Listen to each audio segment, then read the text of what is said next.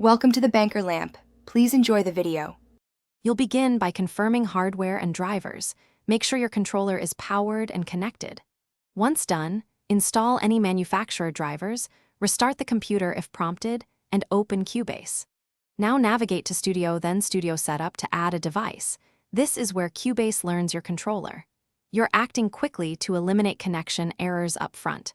Enable USB or Midi input at the OS level if needed. This prevents wasted time later and ensures Cubase can see the hardware before we map controls.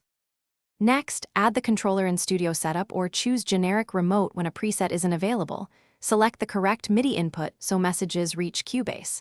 Then go to Midi port setup and activate the specific input and output ports. This routes data cleanly. Create a Midi track, assign its input to the controller, and enable monitor so you can play and hear sounds. Once done, test by playing notes. If no sound, verify instrument assignment and channel numbers. This step maps the physical to virtual instruments. Finish by mapping controls. Use the remote control editor or generic remote to assign knobs, sliders, and transport buttons. Record assignments so you can reuse them. Make sure Midi channel numbers match between controller and instrument, and configure Midi clock if you're syncing external gear. Save a project template with these settings to speed future sessions. If something fails, check driver status, correct port selection, and Windows exclusive mode or Mac audio Midi routing.